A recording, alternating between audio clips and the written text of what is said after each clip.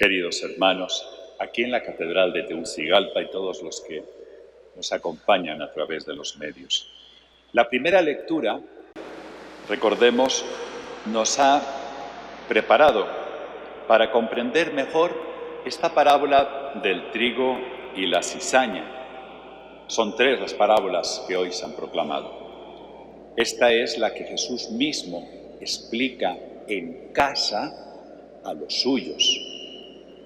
Es decir, es en la casa, en la comunidad, en la iglesia, donde realmente escuchamos, profundizamos y partimos para dar vida a la palabra recibida.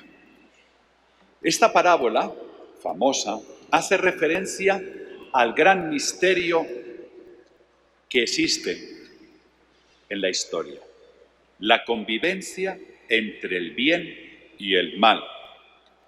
No deja de angustiarnos esto y nos cuesta comprenderlo. El dueño del campo muestra una serenidad grande y un gran cuidado para que no se pierda ninguno de sus hijos.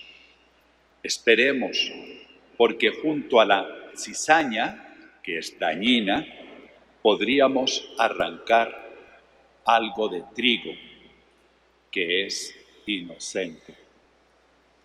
La mayoría de nosotros quisiéramos que ya fuera arrancada la cizaña, o cuanto menos que dejara el enemigo de sembrarla. Como dicen, bastante tenemos con nuestras propias debilidades, que si además nos hacen daño desde fuera, sufrimos mucho. Es un misterio que, en definitiva, Cristo es el que lo asume en la cruz, el perseguido, el injustamente condenado y el que carga con nuestras culpas. ¿Por qué Dios permite que el mal nos siga golpeando? No es fácil la respuesta. Más aún, permítanme que les diga, no nos conformemos con respuestas fáciles, porque la respuesta de Dios sigue manifestando. ¿Cuál es? Él sigue manifestándose indulgente con todos, aunque bien nos aseguraba Jesús que no hay nada oculto que no llegue a saberse. En este sentido podríamos decir que el debate de los discípulos radica en el tiempo. Así lo manifiesta la prisa de los criados de esta parábola y la admirable paciencia del dueño del campo. Recordemos que el dueño de la parábola es paciente, pero no permisivo, ya que en la siega final, esa que llevarán a cabo los ángeles, la cizaña será apartada y quemada, porque el mal es fruto del pecado y se identifica con la muerte. Podemos resumir diciendo, las prisas nos identifican a nosotros, la paciencia a Dios. Comprendemos mejor el libro de la sabiduría, primera lectura, si recordamos que en ese libro sapiencial nos habla la experiencia de generaciones de creyentes que habían sufrido tantas pérdidas y también habían recibido tantos dones. Generaciones del pueblo de Israel en las que habían vivido el destierro y la liberación, daños recibidos y daños que habían ocasionado. Una multitud, en definitiva, de experiencias contradictorias, cargadas de trigo y cizaña de la historia. Pero en todo ello, y eso es lo importante, nunca falta la presencia de Dios. Un Dios que se revela siempre, a pesar de la incomprensión nuestra, del egoísmo, de la maledicencia.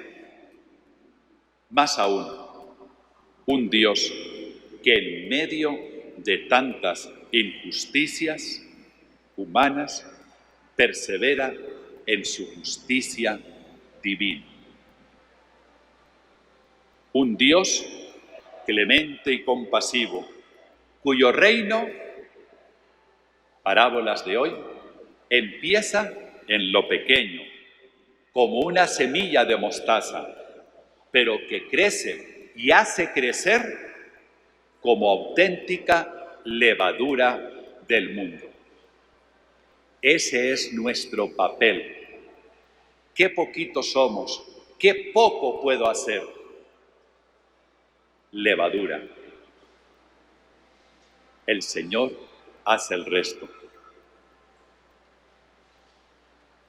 Dice la primera lectura, y nosotros lo asumimos a modo de oración. Por tu paciencia, Señor, colmaste a tus hijos de una hermosa esperanza, permitiéndoles arrepentirse después de haber pecado, permitiéndoles arrepentirse después de haber pecado. En definitiva, y nos unimos a al sabio de la primera lectura. Señor, al controlar tu poder, nos juzgas con benignidad y nos gobiernas con gran indulgencia. Nos gobiernas con gran indulgencia. Qué hermosa frase del libro de la sabiduría. De aquí podríamos decir, ¿no es acaso la indulgencia una bella parábola del poder de Dios? La indulgencia, parábola del poder de Dios. Mientras nosotros queremos mostrar nuestro poder con intransigencia, castigo, desconfianza, fuerza, Dios, conforme a su encarnación, sigue mostrando su poder con paciencia, indulgencia, incluso en Cristo, mostrando su fragilidad, asumiendo la fragilidad humana.